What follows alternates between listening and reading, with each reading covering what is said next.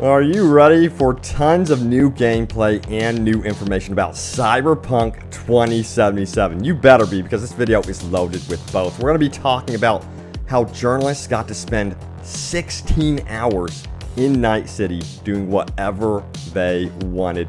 They brought back their impressions of the game. We're going to be going over everything that they witnessed, saw, and go over the most important bits as well. But check this out.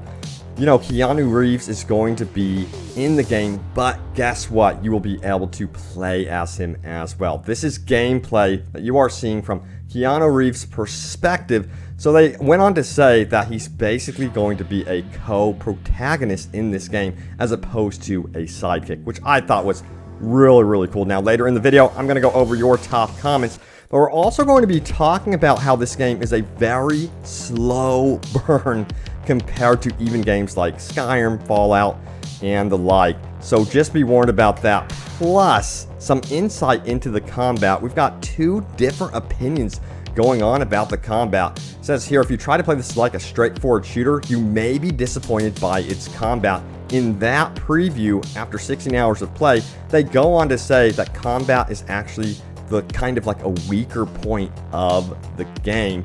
Then we have previews where they really enjoyed the combat. So we'll check out what's going on there as well.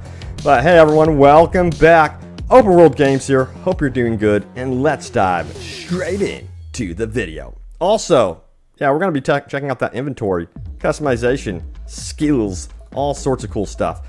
But first of all, let's talk about some of what they had to say about the combat, and this comes from GameSpot right here. They go on to say this: if there's perhaps one thing I want you to take away from this preview, it's how different Cyberpunk 2077 feels to play than many of the games it can be compared to. This is, without a shadow of a doubt, an RPG, and despite the FPS combat full of fancy weapons, its pace is otherwise slow and deliberate. But even then, it's not like other open world RPGs like Fallout 4 or The Witcher 3, thanks to one extremely important difference. Combat is not an inherent part of travel. By that I mean getting from point A to point B in many open worlds is often full of enemies to fight along the way.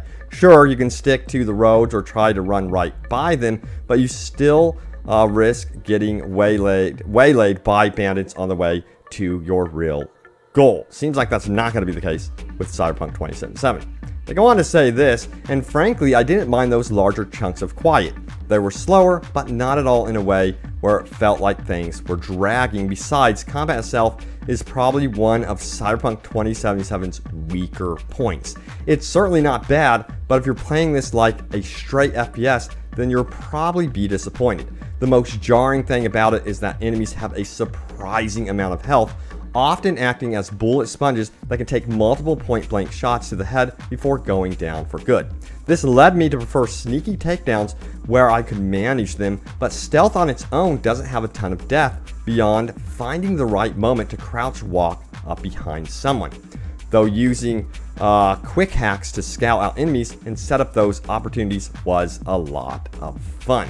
They go on to furthermore say this right here: combat didn't really start impressing me until midway through my second day, once I had unlocked a few more abilities and found a strategy I enjoyed.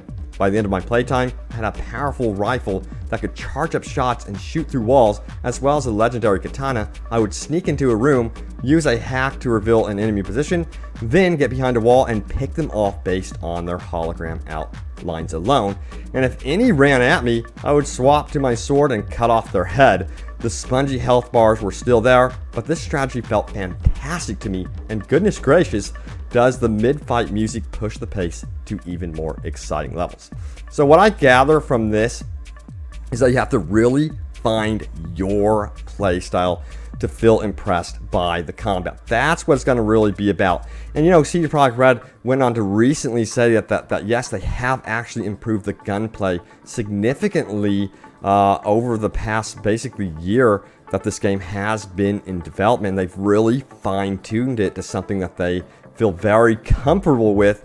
And you know, I've seen that there's also sliding and also double dashing with the katana, some minuscule moves that you can actually do and upgrade skills along the way to unlock even more potential with combat. So I thought that was really cool, and it looks like overall that they got into the rhythm with the combat. So honestly, for me, I'm not really too worried. Again, like they said, this is first and foremost an RPG, and it sounds like you can go hours and hours without engaging in combat.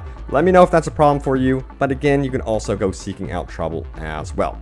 Now, there was another really interesting article that did describe their experience as well. It goes on to say this: I was pleasantly surprised by the fighting. Here you can see that CD Projekt Red team includes former professional Counter-Strike players and other members with shooter experience. To me, the shooter parts of Cyberpunk 2077 feel kind of like Mass Effect or Destiny. With the RPG system, enemies take significantly more damage and headshots are not really one-hit kills. So we can confirm that, you know, enemies sound like they're a little bit bullet spongy. Again, let me know how you feel about that. They said this: the coverage system is kept relatively simple. You just crouch behind the cover, and with the left trigger, you come out of cover or look carefully around the corner while sneaking. A system in which you literally duck on the cover and move along it more easily, or automatically switch between cover as in Deus Ex, are not available in the game. So there is some sort of like, I guess you would say, contextual type cover system in this game where you can actually crouch and peek out, you know. Seems like the game has been built for that in mind. Let me know what you make of that one. Do you prefer sticky cover? I think it fits perfectly how it is now. Melee fights offer you the right trigger, light, and strong attacks. This was translated, by the way. And then it says, which can break through cover. You block with the left trigger. Attacks and blocks consume stamina, which only recovers over time. I haven't seen all of the close combat skills in the skill trees, but I would like to see additional special attacks with a separate key combination for close combat, which would then remain more varied. So yeah, sounds like you can do a lot with combat for sure, in terms of bouncing back and forth between hacking, melee, and of course your guns. Or you can go all in on one, or be a jack of trades for all. I think I really do want to experiment with being a jack of trades and then do another playthrough where I go all in on one.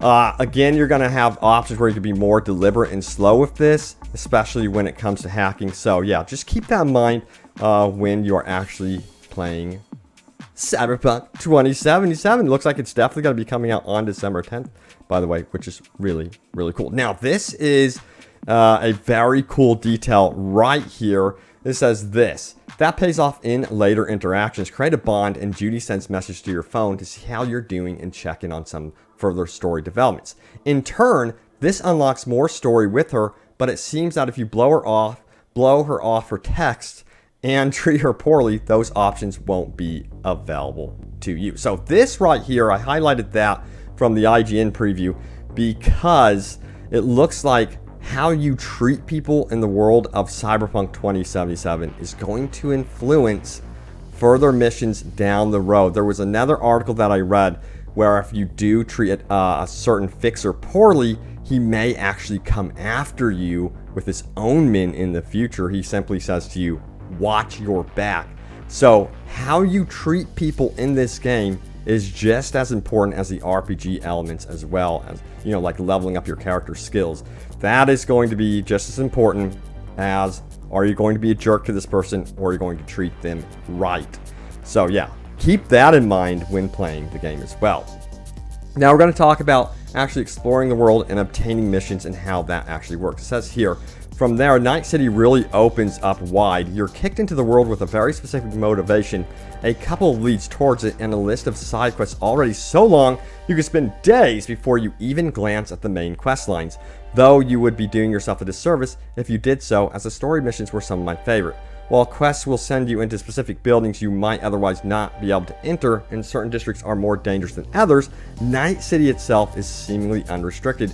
And when you enter a new neighborhood for the first time, you'll immediately get a call from a fixer, basically a middleman for mercs, and additional things to do there will automatically start filling up your map.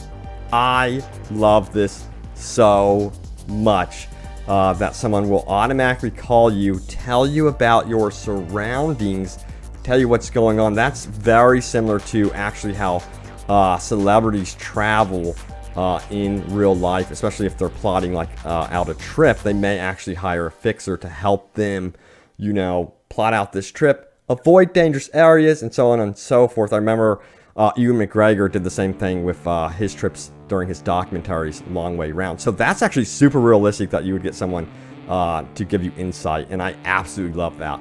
All right, let's see here. It says here, these can range from locations where the NCPD simply needs someone to deal with a few gang members. And this is talking about some of the side quests that you're going to be obtaining that the fixer's going to let you know about.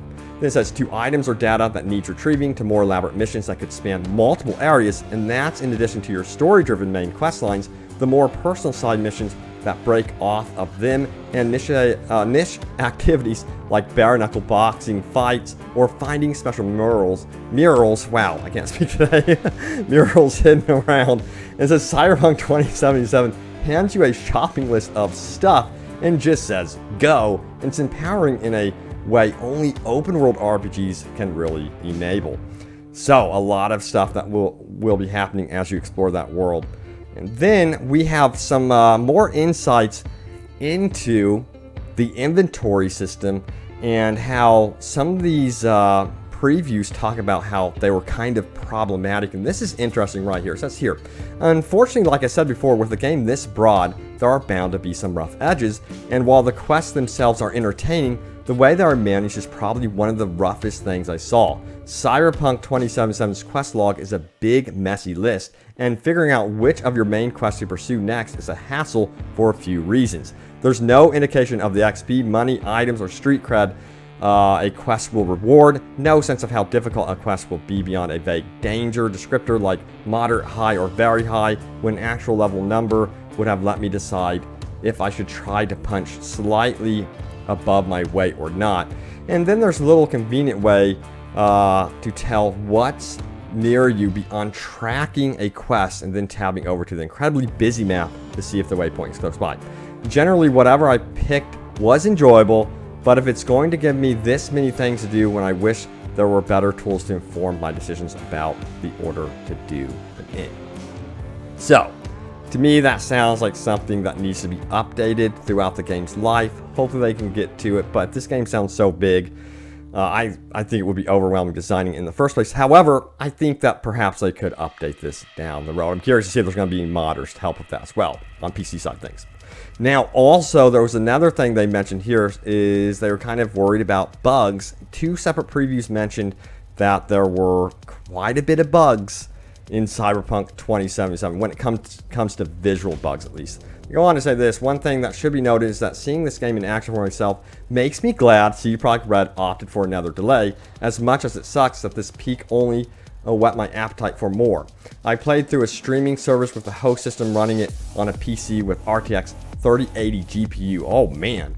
It says, and while it ran buttery smooth performance-wise, there were a ton of bugs. Of course, the version I played is still in development, and the extra time from its latest delay was likely taken to make sure the issue I saw aren't there at launch, but I had moments where my UI disappeared entirely, important mission dialogue didn't play, map waypoints wouldn't work properly, and plenty more. CD Projekt Red is obviously aware of these issues, so here's hoping the extra time is taken will be enough to snuff them out. So yeah, I think the 21 days is also going to be used to solve these problems and make it even more of a smoother experience. But we'll see what happens. Cross our fingers that the day one patch really alleviates a lot of these bugs and issues. Now, let's go to the Johnny Silverhand gameplay because there's a really cool detail about Johnny Silverhand here. Of course, Johnny Silverhand, if you didn't know, is going to be Keanu Reeves' character. This is the detail. It says, as with anyone else, though there's an underlying question of trust in these interactions, you can also experience some of Johnny's memories from his point of view, playing through a few story missions as a legendary rocker.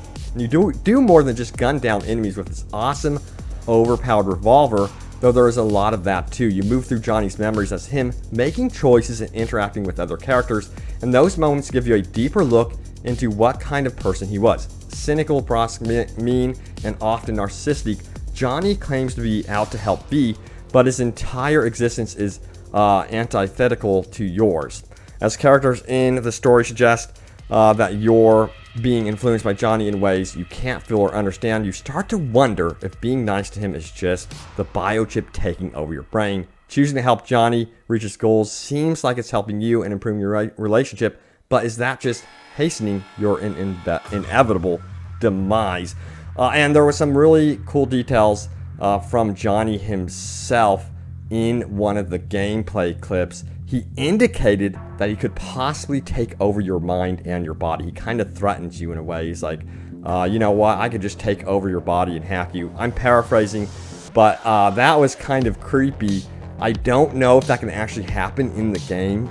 I'm starting to wonder if Johnny can actually take over your body, and you may end up somewhere and wonder, like, what did I do? Or what did Johnny just do? And maybe he can cause some sort of ripple in the story and you have to fix things. That's me speculating, but I'm extremely curious as to what's going on with Johnny Silverhand in this game. They again said that he's more of a co-protagonist, not a side character, so keep that one in mind. Alright, now it's time for your top comments. Remember, leave a comment down below. It could end up right here in a future video. Let's do this. First top comment comes from Alucard450, who says, I don't know who voices female V, but damn, I like her already.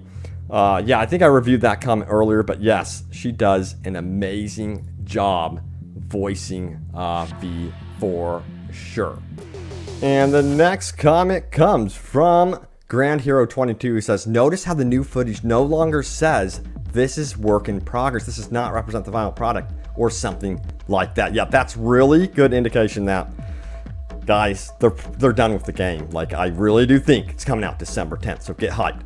Warp Studio says this, I think this is enough footage for launch. I'm satisfied with what we have seen, and I'm ready. Yeah, I don't want it spoiled. I feel like they've done a pretty decent job not spoiling it, but I also feel like in one gameplay video they released recently, they gave away too much still. I wish I didn't know some things going into this game. I felt like, hey, I would have liked to have discovered that on my own, but still, they set up the plot in some of these videos. But I'm keeping it, like, spoiler-free, guys. Just to let you know, there's going to be no spoilers at all on the channel. LS says this, I think people are blinded by that one scene of one of the first gameplays where you can see tons of people at an intersection, which seemed to be pretty downtown. And then he says, I'm pretty sure CD Projekt Red meant to show that that's the peak of crowdedness, because they even said the crowd depends on the time of day and the location, and a lot of the gameplay we have seen recently wasn't during the daytime and often in places that would be less crowded. I guess some people expect to be crowded almost everywhere, but that's unrealistic since the game also is on last gen. Yeah, and that's unrealistic anyway. It would be like shops, marketplaces, and again, I think they want to keep a certain frame rate. I would prefer less density, stronger frame rate, it running solid. Like right here, if this looks great, if this is the crowd density, I'm good.